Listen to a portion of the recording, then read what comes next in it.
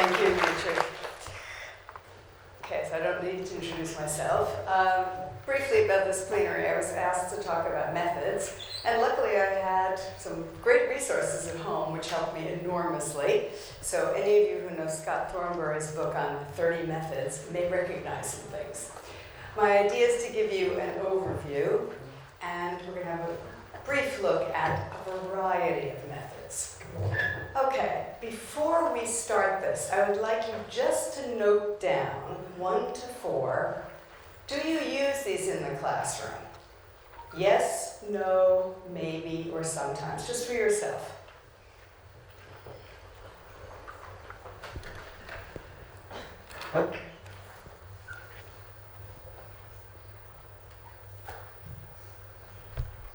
Not fair, starting with homework, right? Are these approaches, are these methods, ideas that you use? Okay, can we go on to the idea? Okay, so I had a look at the way Scott categorized methods and did a little bit of change for me. We're going to look at linguistic methods, natural methods, communicative methods, good thing I included the communicative approach, and other methods, which he called visionaries, but I've called them others.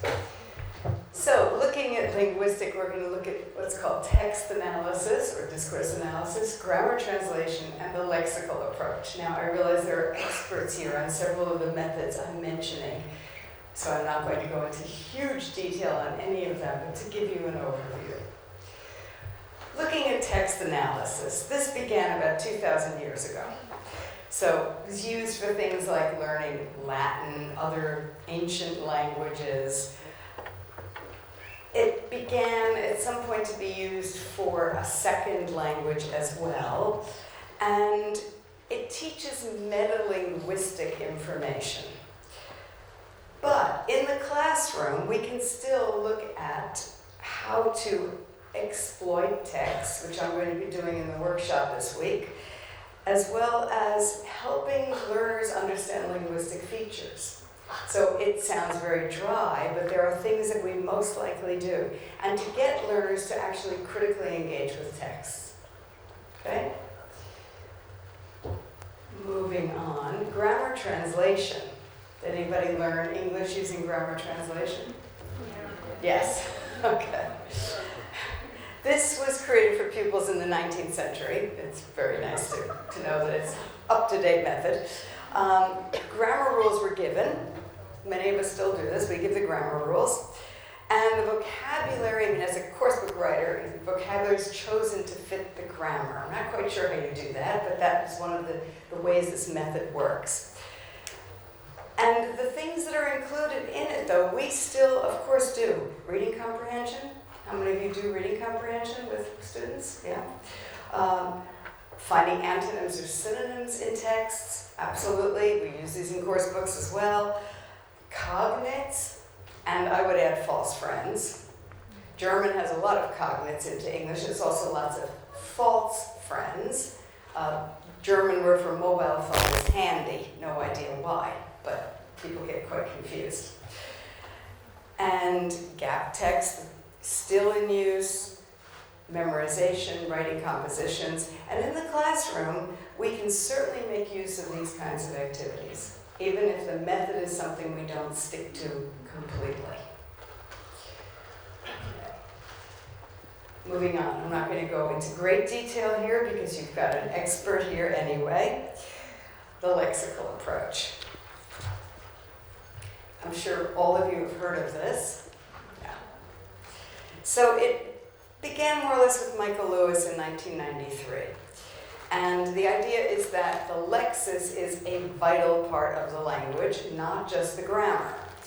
That the learners actually need the text and discourse to learn, and that they need to notice chunks. I'm trying to learn my third language, and I notice that I do need those chunks.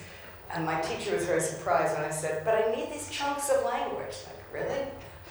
But this helps me to acquire a new language. It was the same in German. I needed to acquire chunks to learn the language. And vocabulary is now obviously recognized as being vitally important.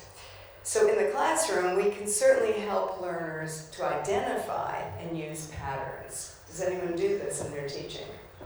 Specifically, yeah.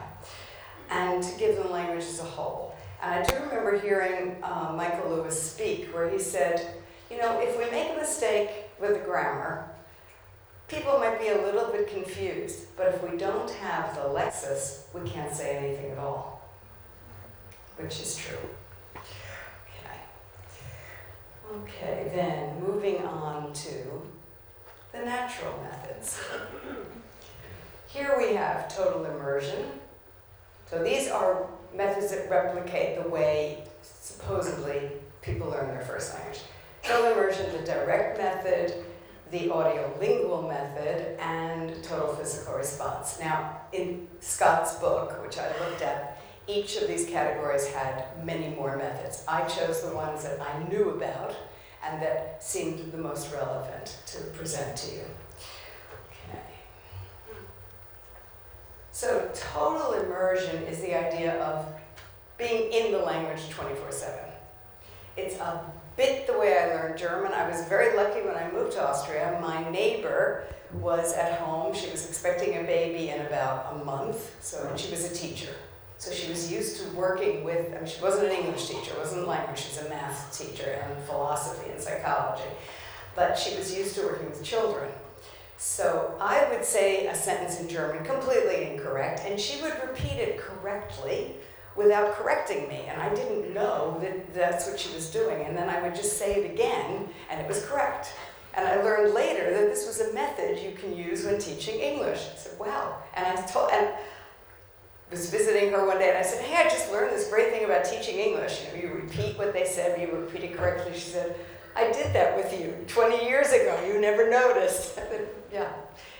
So this is the total immersion. And because her English was not great, she was never comfortable with English, I was really in a total immersion situation.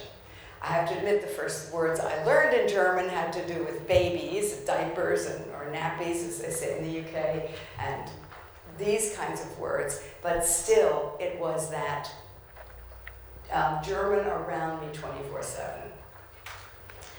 Okay. And it's the willingness to take a chance. So learners need to feel incredibly comfortable. Kids do it. In the classroom, of course, we can teach them these strategies. The verbal skills come first. They hear and they speak before they start writing. And we do encourage risk-taking. We saw this as well. We see it on the beach every year in Greece. We go to Crete. There's people from all over Europe, including from Russia. But there was a little French boy who we were teaching him a little bit of English. He's 4. He would get a bit annoyed with us. Then he developed a crush on a 7-year-old British girl. And they were off playing and spraying each other with water, and suddenly his dad said something to him, and he said, no. He said, no, okay. And then Dad said something else, he said, yes. So by playing with this other child, he began to take on the language. So, looking at the direct method, here only the target language, no translating into the mother tongue at all. I'm not going to go into whether I think that's a good idea or not. I do use German when I need to, but the direct method does not. It should be similar to learning the first language. Now, it's a question. Are adults the same as children? Very good question. Some adults do pick up the second language, like children. Many don't. So I think many of these things we have to take with a grain of salt. Teacher demonstrates rather than explaining things. So I did lots and lots of that while I was teaching, definitely. And here you can see these dice. I don't know if you can see it well on the screen. This was a photo Sandy Millen took, and I'm not sure if they're in Russian. Can you read them? Yes, okay. So even using the dice you play with in the classroom, this would be the direct method or part of it. Okay. Just checking, yeah, keeping the mother tongue to an absolute minimum and stressing correct pronunciation. So making sure that the communication in the language is correct, maybe not the communication itself, but actually the pronunciation, which is a little bit different. Okay. So the audiolingual method, does anyone know this one? Anybody learn language with this? This is what we had. And you can see it was in the just checking, the 50s and 60s, this definitely dates me, in the US. And 70s. It was very popular. That's how we learned French. So they spoke, teacher spoke to us, we drilled. 6 weeks we were told, do not imagine what the language looks like. Great. So we kept hearing these phrases, and I can remember the first time I saw qu'est-ce que c'est written out, I thought, that's it. I don't want to learn this language. It made no sense to me whatsoever. Maybe in a language where it's written the way it is spoken, it's easier. But when it's written in a very different way, it was so frustrating. But it was a method that was very, very popular, and some of my classmates learned through it very well. They didn't have the problems I had. But that's going to come up in the learning style information. The learners practice lots of drills. They speak much longer than they speak for a long time before they begin to write and read, as I mentioned. And frequently occurring patterns are used, which is fine. That's absolutely fine. Again, language chunks. You might see some overlap here. I don't think any one method is pure unto itself. They all have to somehow overlap. And lots of drills, which are still used. In fact, a little side note, I was asked a couple of years ago if I could first translate and then record the announcements for the public transport system in Graz, where I live, in English. So I've got my things that are said, they play it at certain stops. One will be Main Square, change to trams, 4 and 5. And what's really interesting is to hear school children repeating this as a drill after the announcement is made. This group of school kids, Main Square, change to trams, 4 and 5, because they've heard this in school and they are drilling it automatically. Okay, so going on from the audiolingual, yes, TPR or total physical response, does this sound familiar to anyone? It actually started in the 19th century by Francois Goyen, I'm not sure how to pronounce it, but we all know it because of Asher, which was much later in the 70s, where he decided that we needed to kind of embody the language, that if we heard something and reacted to that, we would learn the language. And interestingly, this doesn't really work well in corporate training, I would say, since there isn't a whole lot I can tell my bankers to do. But they used it to teach German to US soldiers stationed abroad, because they did need to react to commands. They don't need to speak, they don't need to write, but they need to react to a command. And that's where it worked quite well. So things in the classroom, exposing them to lots of language, getting them to do things, all of these things are part of what's used. Communicative methods. So we've got communicative language teaching, task-based instruction, I have an expert here, content-based instruction, and dogme or unplugged. And communicative language teaching deals with it's a communicative, well, it's in general, we're looking at the communicative competences very strongly set out by the descriptors. In the CEFR, it's what they can do, and much of this is based on that. Stresses on cohesion and so on, and we make use of communicative situations. So it's I can call a taxi, they've been broken down, Pearson has broken them down even further into really granular things. I can listen to a speech and understand the main aspects of it. So this is a lot to do with the communicative language teaching, using the language, using games, genuine exchange of information. By the way, can I add something to that? They could download that as a PDF from the internet. Yeah, of course. Yeah, I'm sure you all know you can get the can-do statements, right, from the Council of Europe. Is everyone aware? Yeah. Okay, task-based instruction. I'm not going to go into a lot of detail here because Ron's going to be giving you lots more information, but the idea is tasks, fulfilling tasks, and I hope that my example is correct. This is a tent, a cooperative tent that the students had to do. It was actually teachers. They were given newspaper, a certain amount of time, until they had to make a tent which all of them could fit under, doing it all in English, and the result was the tent. So would that fit into a task? Yes, okay. The idea is at the end you have a physical or some kind of outcome that you could actually look at, and it's all done through using English. Okay. Just being aware of time. Content-based instruction, which is also known as CLIL. It's very popular in Austria. Teaching subjects in English. So there's a bilingual school where everything is taught in English except the other foreign languages. And it's become very popular in the business schools. They're teaching bookkeeping and accounting and business skills and so on in English. Also maths in English and so on. The idea being that you're teaching content, which is more important than the language, but they're getting the language along with it. And incorporating the knowledge of subject matter. So they're graded on both.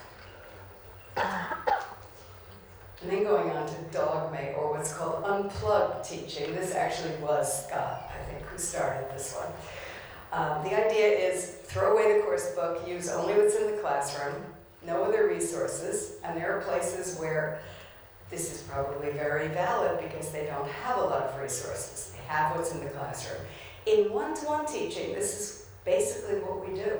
We use the resources that are there very often. And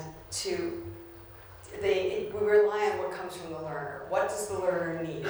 And that's very often what happens in a one-to-one situation. So there are aspects of this that absolutely work.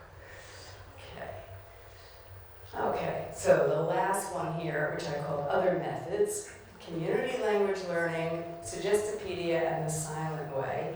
And these came from specific people who started them. Community language learning, I found this very interesting, and I can imagine this working in the situation of teaching large groups of people who have newly arrived in a country. So the teacher actually works as kind of a counselor. The student says something, they repeat it. They're working more as a counselor than as a teacher. And through counseling, they're learning the language.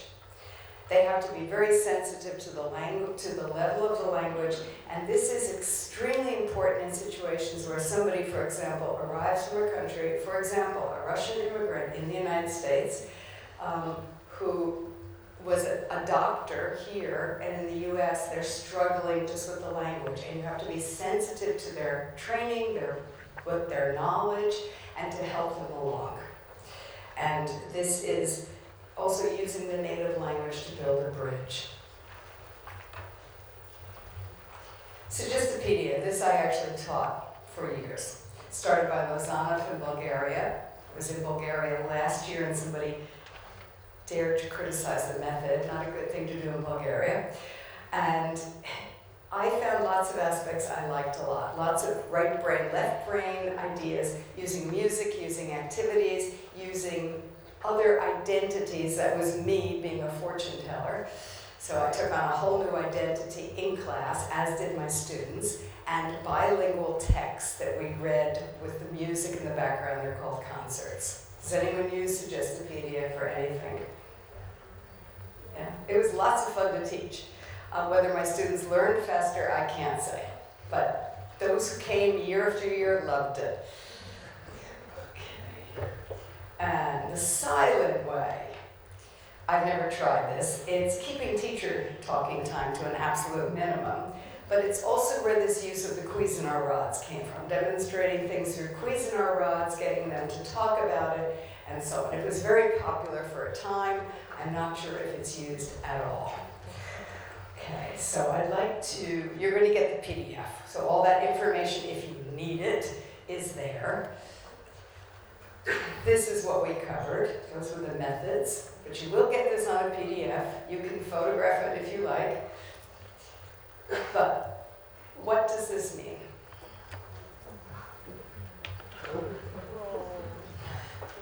Can anyone give me the idiom for this?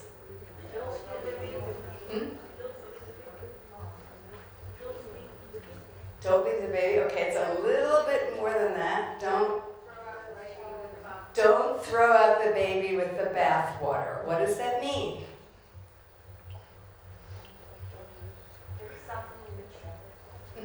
Each method may still have something very valid in it. Even if we say, oh, audiolingual, no good, or grammar translation, old, it doesn't mean that every single thing in that method is to be ignored. So the idea is to keep the baby, maybe not the bathwater, but find the things you use. And if you have your notes on what you did earlier, oops, okay, again, this is where they came from. Did anyone tick yes for any of those things? Or baby? Anyone tick yes for any of these? Yeah. Okay, and those, if I said you're using grammar translation or you're using direct method or dogme or the silent way, would you say yes? No. Okay, so do I have a minute for questions? You have 2 minutes. 2 minutes for questions, okay. And I'm going to be here all day, so if you want to come with questions. I would basically say that I couldn't tell you what method I use. I use whatever is necessary at the time.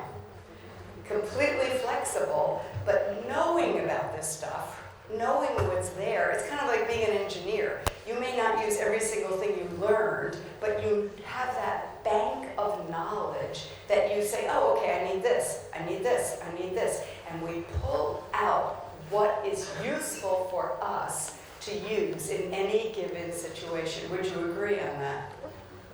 That it is communicative, but then we need a little bit of text analysis, and we need a little bit of direct method, and so on.